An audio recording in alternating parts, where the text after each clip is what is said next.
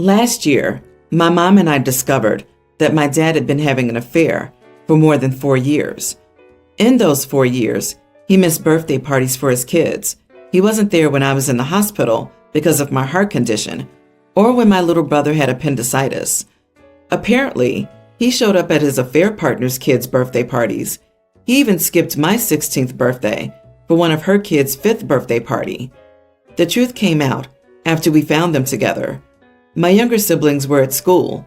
Mom and I were having a Mom Sunday, and when we got home, the two of them were together. In the whole explosion of arguing, it came out that Dad had been there for her kids more than us since the affair started, and that he was with her when he wasn't with us. He even faked 2 business trips and actually spent the whole time with them. One of those was when I was in the hospital, and he still chose to stay, saying that the business trip was essential for him to keep his job. I ended my relationship with my dad there and then. But then he showed up at my birthday party last week with his affair partner and her kids. He was not invited, but had asked my younger sister about it. I told them to leave. They argued about their presence there, saying that we were a family. I said they were not my family, and I didn't want them there.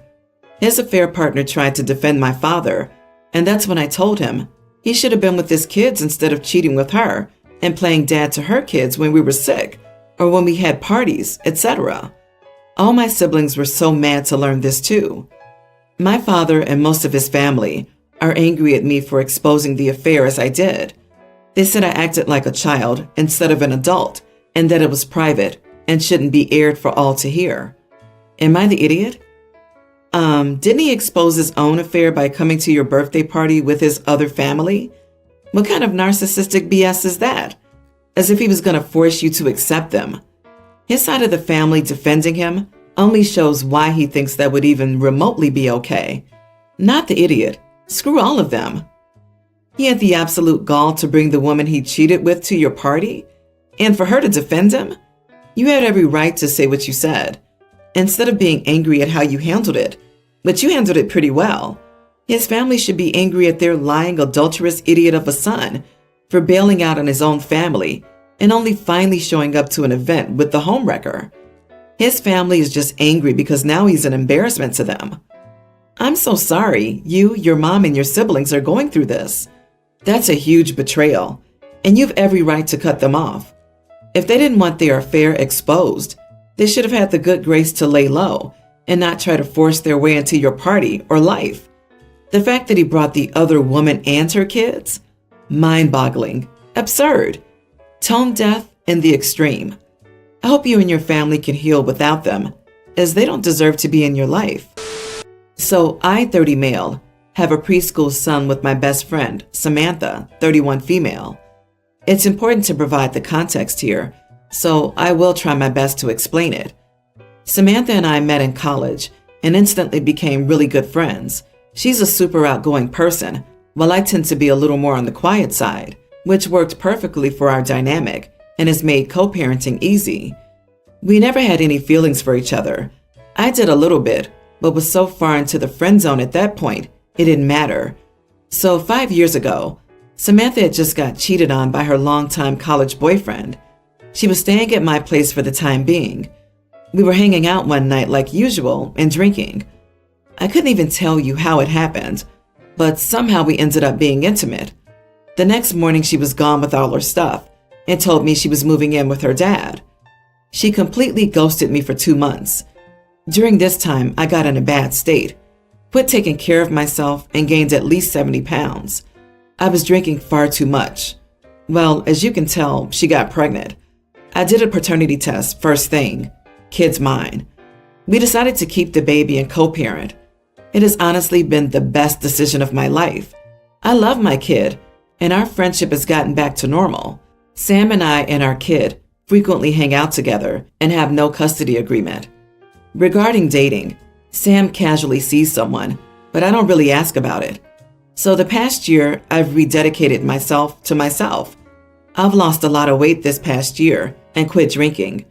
It's been fantastic for my health. I've started seeing someone I met on an app, and we're getting pretty serious. So last weekend, Samantha had our son, and I took a day trip to hike with my girlfriend. I posted a selfie with her on Instagram and was immediately called by Samantha, grilling me on who that was. I explained that I was seeing someone. She asked if she had met our son yet, and I said yes, but they don't spend much time around each other because mostly it's just whenever my girl stays the night. Sometimes my son will see her around the house. Samantha lost it. She was calling me a piece of crap for not informing her and not telling her what was going on in my life. I responded, kind of like you did when you ghosted our friendship. She just called me an idiot and hung up. My sister thinks I was the idiot, but I don't think I'm obligated to inform her of all my life's happenings. Am I the idiot? You are the idiot, and the fact that you need to be told shows you have minimal, if any, respect for her as your child's mother. She deserves to know who's around her child, and trying to act like the issue is her dating is comical. Can't stand selfish parents like this. Agree. Some things change if a child is involved, because untold things can lead to psychological harm.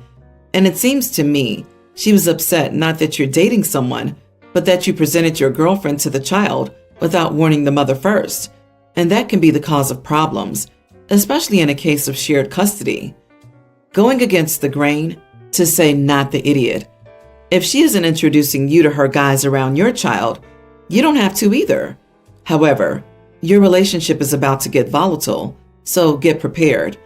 I'm betting she has enjoyed having you solo as a friend and never expected you to date. She sees you as a safety net. This chick may be a good friend, but she's got poor control over her emotions. An adult with good emotional regulation doesn't ghost an old friend for 2 months, or lie into their ex for being an ex and dating other people. He isn't obligated to tell her anything. She's just jealous. OP, you need to see a lawyer and make sure your custody claims are solid, and to firm up your custody agreement. I'm a 19-year-old female, and my stepsister is 20. My dad married her mom, stepmom, 3 years ago. They dated for 3 years before they got married. My mom died when I was 8. My grandma had this beautiful necklace that has been in the family since they immigrated from Italy about 3 generations ago. It was given to her by her mom, and so on.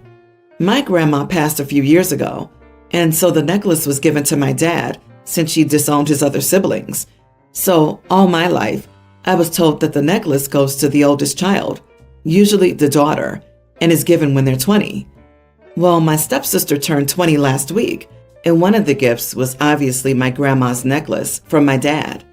Not going to lie, I lost my temper. My stepmom was all for it, saying that it unites us as a family, and it's good to merge family traditions. I told her that merging family traditions applies to making cookies at Christmas, not giving away familial ties that are not in her bloodline. My dad's defense is that he's following the rules. She's the oldest, and she turned 20, so she should have it. My stepsister and I get on okay enough to have dinner together once a week, but she loves material things. So obviously, when a pretty diamond necklace gets put in her hand, she'll die before she lets go of it. So 2 days ago, before I left to study abroad, I went into my stepsister's room while she was at a party and stole the necklace back. So now I'm in Germany, and my phone has been blowing up from my dad, stepsister, and stepmom. They're basically saying that I'm a brat, and I need to give the necklace back before I get disowned. Am I the idiot? Edit. My dad did not adopt my stepsister. She only lived with us during the summer, 3 months, since her bio dad has shared custody and had her during the school year when we were in high school. Still, since she's an adult, she was prepping to move back to her hometown with her bio dad permanently. She stayed with us for one last summer for a few months. My grandma didn't know my stepsister. She died when my dad and stepmom started dating. I should have said this earlier, but my grams told me that once she was braiding my hair, that the heirloom would look beautiful with my wedding gown when I got married. So that's also what motivated me to get it back. Not the idiot. Stepsister isn't your grandma's blood. I imagine your grandma was turning in her grave over her family's heirloom being given to essentially a stranger. Ultimately, it should go to the kid who actually cares about its meaning and history, not to be thrown away as a tool to appease people who might see it as only another object. This is how traditions are lost, even when the kids are full blood. A piece of paper saying they're married tied the family together, not that necklace. It should be yours because you care enough to take care of it and can pass it on to your kid, who's just as competent. Your stepsister didn't grow up with you or know your grandma. She may be your dad's daughter, but she wasn't your grandma's grandchild. I wouldn't give it back. You better hide it, though. They'll try to steal it back. And if your dad is spiteful, he could disown you, so be prepared to support yourself. I'm more concerned that they'll report it stolen. OP, I'm so sorry that this happened. If the necklace's design isn't too complicated, I would personally take it to a jeweler and ask them to create a cheap version of it, then send the cheap version back to try and keep the peace. My female teen, parents aren't together, so my brother Luke, younger teen, and I go back and forth between houses. My dad is a decent dad for the most part, but he dates all these women and insists she's the one every time. Honestly, when we were kids, Luke and I liked the first couple, but then it got old. He always insists, she's the one, it's different this time. But they're usually gone in a year and a half, max. Dad's been with Amanda for 6 to 8 months, I think. She has a daughter, Peggy, that's a tween. Amanda is French or lived in France, not sure which, but she doesn't really have an accent. She speaks French to Peggy frequently. She wants to know the language. Makes sense.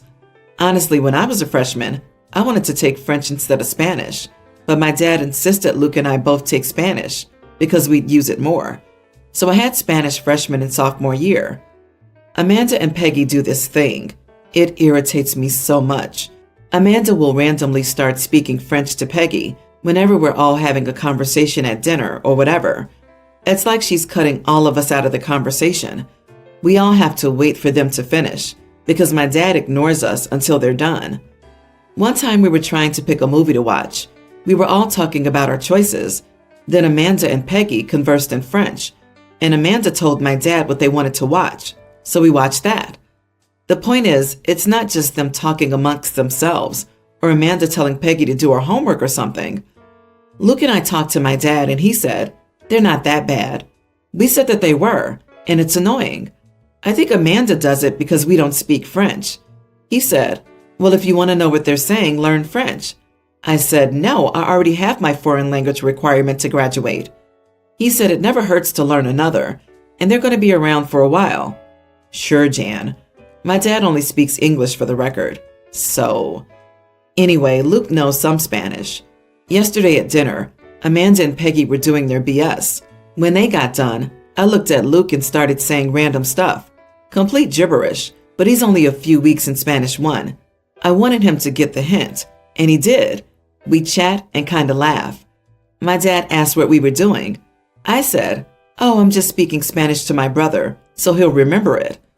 When my dad was driving us home, he lectured us, me, and said that I was making fun of Amanda, which was rude, that she's genuinely helping Peggy remember French, and we mocked her. I said, I don't care that she speaks French, but she doesn't have to do it mid-conversation with us. If she doesn't want it done to her, she shouldn't do it. He said I was being immature, and he expected me to apologize to them.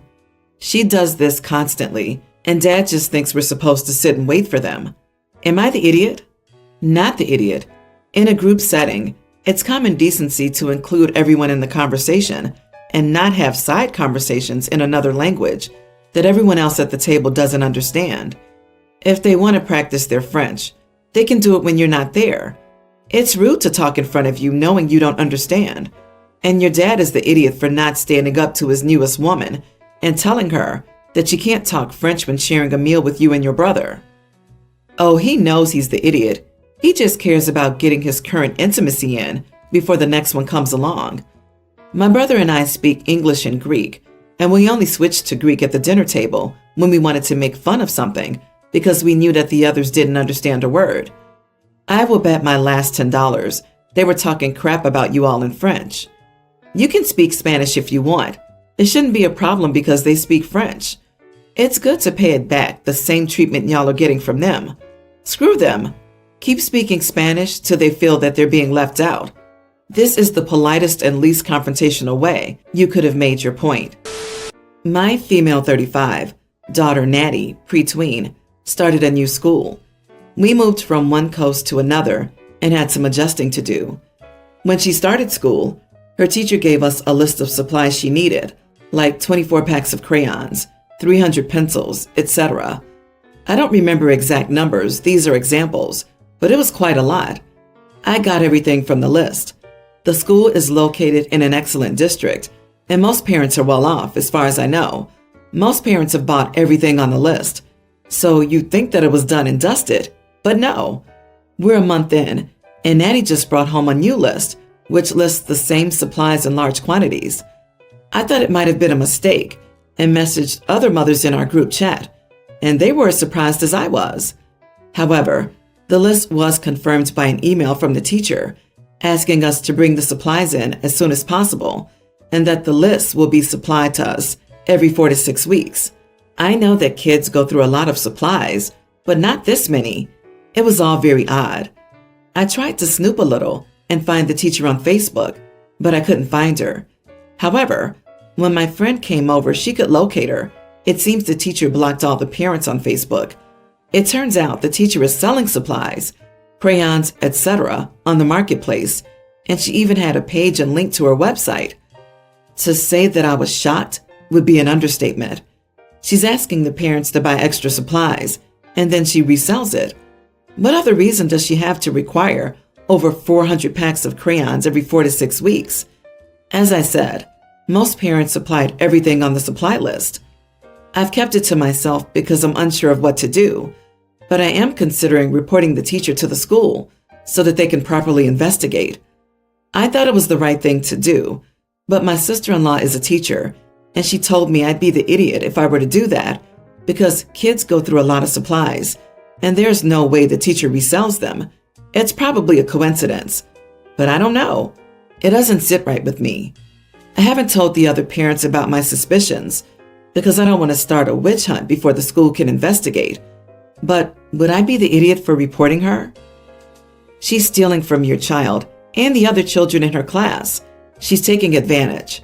Speaking as a former teacher, this is disgusting and outrageous. Get her fired. Go straight to the principal and take it to the school board if he doesn't fire her. The teachers' union will not protect her on this. Absolutely not the idiot. This 100%.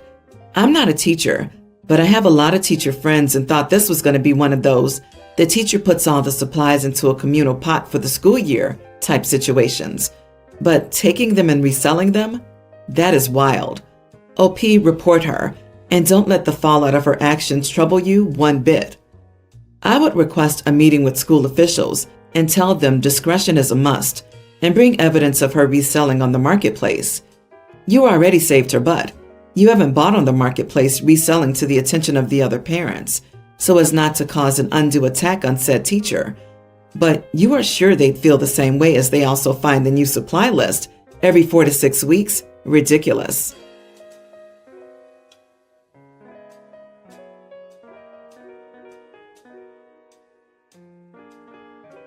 My husband, 47, and I, female, 40, are getting divorced. We have 3 kids together. Amelie, nearly adult female, teen male, and toddler male. When my husband and I met, we were married to other people. He was my ex-husband's co-worker. We met at one of their company parties. We hit it off, and we had an affair before we got divorced to start dating. Amelie was born shortly after we got divorced. We never felt like we should tell our kids all this when they were growing up, mainly because they were too young. Neither he nor I had kids with our exes, so we just threw away our wedding photos and pretended neither of those marriages happened. When and if the kids asked how we met, we told them it was through common friends. Well, now that we're getting divorced, Amelie has picked her dad's side. I can't really stop her from seeing her whenever she wants because our custody agreement is not over yet, so she often goes to his house after school or spends the weekends with him. He's told her the truth. He's trying to get her to believe that I'm wrong in all of this. Although all I'm doing is supporting my son, he's trying to get her against me and against her brother. He told her he had always wanted to tell them the truth, but I didn't allow it since it would make him look bad. That's obviously a lie, but Amelie believed him. When she returned home, she started arguing about why I never told her the truth. She called me a lying witch. I tried to explain the truth and what her dad was trying to do. She told me she never wanted to see me again. I got sick of that and grounded her. I took her phone and sent her to her room. This morning, she wasn't talking to me. She told me she hates me and will try to leave to live with her dad. My coworker thinks I was an idiot for grounding her. She's a confused teenager. I don't know what to believe, really. So, am I the idiot? Edit. Our oldest son came out as trans. His dad isn't supportive at all. Quite the opposite. That's why we're getting divorced. He's trying to get Amelie against her brother. You are the idiot. You can't ground her for an outburst that you caused. You can say you lied to protect her, but you still lied, and that comes with consequences. Now your daughter's confused and hurt, and you're grounding her, just solidified in her mind that you are the bad guy. Your soon-to-be ex is awful for trying to manipulate her, but it's up to her who she believes, and it's up to you to prove him wrong. I think everyone's the idiot here. Your soon-to-be ex-husband is a royal idiot for not supporting your son and for using your daughter as a pawn in the divorce. You're an idiot for grounding your emotionally distressed daughter and further alienating her when she needs your support the most. LOL. Nothing says come live with me like grounding a kid for calling you out for being a liar. OP, you lied to your kids, and they called you out on it. You didn't like being exposed, so you punished your kid instead of having a conversation with her. Not the idiot. I can barely imagine going through a divorce for trying to protect my child from their father, then having a different child attack me because of manipulations from their father.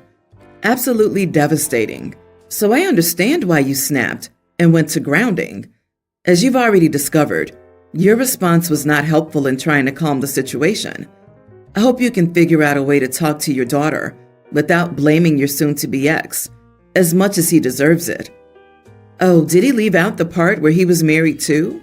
Wouldn't be surprised if he left that out or twisted it, saying I was happily married, but your mom seduced me, baby-trapped me, and blackmailed me into being with her. She'll find out the truth eventually.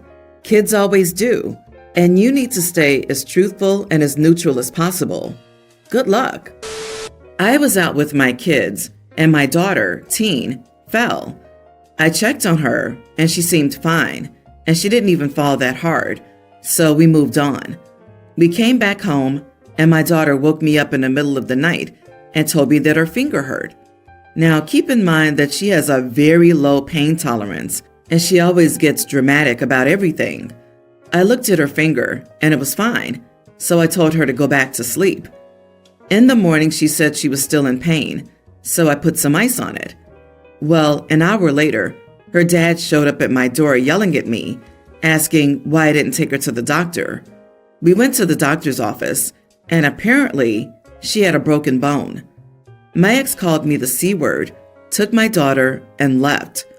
Was I the idiot? How was I supposed to know it was broken? She has the same reaction to a little stomach ache, too. Edit.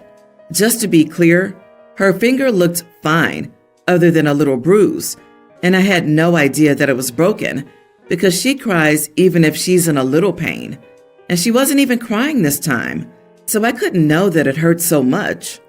When she woke me up, I even asked her if she wanted to go to the hospital. She said no, she just wanted painkillers. Still, she knew I didn't like her taking medicine for no reason, so I offered to get her some ice, which she again refused. So I assumed it wasn't that serious.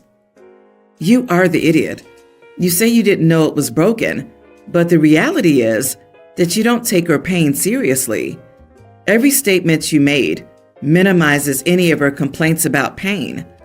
Maybe her pain tolerance isn't as low as you assume. Perhaps her little stomach pains are extreme. If the finger was broken, it would have been very bruised looking by the middle of the night. There was no way it looked fine. When I was in high school, I used to babysit for a family that often accused one of their children of whining and being overdramatic about tummy aches. After years of this, They realized this child had multiple food allergies. I've also known a number of young females whose pain was discounted, only to eventually learn they had endometriosis. Those little stomach pains could be a sign of a serious problem. I agree. If your teen is waking you up in the night and you know the child had an impact earlier in the day, then it's probably serious. And she wouldn't even give her a Tylenol? What kind of painkillers are we talking about? My mother was the same. She accused me of faking multiple illnesses throughout my life. And every time I was correctly diagnosed and she was proven wrong, she'd rant about how it's not her fault. I'm so overdramatic. Good Lord, give her some baby Tylenol. Also, who the heck asked their kid if they want to go to the hospital? I'm so angry. You should be ashamed of yourself for neglecting your child. You aren't supposed to know it's broken. You're supposed to care enough to find out if it's broken. Learn the lesson here. Apologize and tell your daughter to listen to her own body. And by the way, what would have been the harm in taking her seriously? Would you have lost a few hours of time at urgent care or the doctor? Is that time really worth more to you than your daughter's health and comfort? My 23 female, sister 25, recently got engaged to her fiancé, 26 male, after they'd been dating for a year. Their engagement party was basically a dinner with friends and close relatives, and my sister went all out on the food. Marriage is a huge deal to her, and she's had her whole wedding and married life planned out since we were kids. I've never felt the same excitement for weddings and kids, even though I wanted at some point. Since I'm a lesbian in a bigoted family, I long ago accepted that a big fancy wedding with my father walking me down the aisle wasn't part of the plan. This doesn't sadden me much, but my sister, the only one in my family who knows about my identity, has been convinced that I'm jealous of her since she started dating her fiancé. The dinner started out great, but after the main course, my family and relatives started asking about my dating life. At first, it was pretty harmless questions, such as, when are you getting a boyfriend? And why aren't you dating? I saw that boy hitting on you just yesterday. It annoyed me, but my sister seemed even more annoyed. After dessert, when the alcohol started kicking in, the questions got out of hand. My mom said, I can't believe your sister got engaged first. You've always been more social. And my grandma commented that I was the more attractive sister. My sister obviously got hurt by this, and I caught her crying in the bathroom at one point. I even tried to talk to her, but all she said was, Happy? You've made my engagement all about you, and then avoided me for the rest of the party. So this is the part where I might have been the bad guy. After my aunt asked when I would get a boyfriend for the millionth time, and I'd had my millionth glass of wine, I told her that I'd never get a boyfriend, but when I get a girlfriend, she'd be the first to know. I stormed out of the apartment, accidentally knocking a glass over, and took a cab home. My phone immediately started blowing up, but I turned off the notifications and went straight to bed. One of me and my sister's mutual friends, who was at the party, told me the next day that a wild discussion about what I said to my aunt was held, and then the party was cut short. My sister locked herself in her room crying, and everyone went home. I've now been blocked by most of my family and relatives. My sister sent me a nasty text about how my coming out on her part stole her thunder, and my mother no longer considers me family. I'm not going to try to make excuses for my behavior because I definitely could have been a more supporting sister, but I just wanted to know, am I the idiot? Not the idiot. You shouldn't need to hide who you are, and although there may have been a better time for it, it sounds like you were utterly pressured into it. You weren't the one making it all about you. Your family was. Who the heck says that someone is more attractive than someone else, right in front of the person? Who says that? A blunt grandma. My wife is a twin, and her sister has always, even when in athletic shape, been a bit taller and heavier than my wife. Grandma commented every Christmas about it. OP, your sister was angry at you before you even came out. She was mad at you and saying you were making it about yourself when that wasn't true. People were harassing you. That's not your fault. I'm leaning toward everyone's the idiot here. OP, why in the devil's haircut didn't you stop the comments earlier without coming out? How they talk about you both is dreadful. This party sounds like a race to the bottom regarding who can ruin the party for your sister the most. If she's constantly been told she's less social and less attractive, no wonder she wanted to show off at an event, showing someone loves her above all others. I feel awful for her. OP, I'm sure you already regret weaponizing your coming out and are now dealing with the incoming toxic reactions. You deserve much better too. But I hope you apologize to your sister for not facing up to these bullies. You and your sis need to team up against this cruel, bigoted family. Unfortunately, all you can do is make your own best choices. I think this whole situation is ridiculous, but I've received a lot of anger and criticism. My 25 female family likes to come along on any holidays one of the members is having.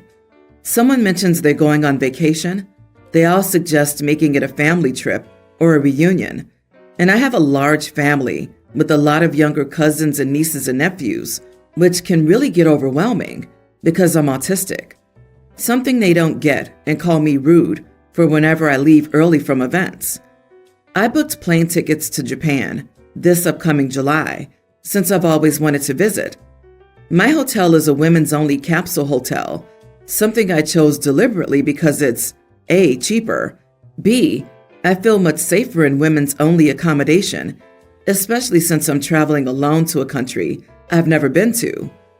I was invited to my niece's birthday recently and stated that I couldn't attend. I initially tried not to disclose the reason, as I knew they'd try and make it a family trip. I do this whenever I go on holiday and don't tell them until I'm already gone. However, I got pressured for the reason a lot. Eventually, I had to say I'd be on holiday in Japan. Immediately, my aunt was like, "Oh, what hotel are you staying at? We'll book rooms too and make it a big family summer holiday." At this point, I realized that they probably wouldn't be able to book the same capsule hotel I was in, as the rooms are single person and women only. So I went ahead and told them anyway. Well, one of my family members must have looked it up and told the rest of them this, because I got a barrage of texts saying how dare I not make my vacation inclusive of them, and that I was incredibly selfish. I snapped back in our group chat and said that I was sick of them inviting themselves on every single holiday, that just because we're family, we don't need to spend all of our time off together, and that I would most certainly not be welcoming of them trying to do anything with me on my solo vacation to a country I've been wanting to visit for many years, that I've paid for myself. Not to mention, on previous family trips, I've been stuck babysitting my younger family because I'm the youngest adult. Long story short, everyone's blowing up my phone now for what I said. Am I the idiot?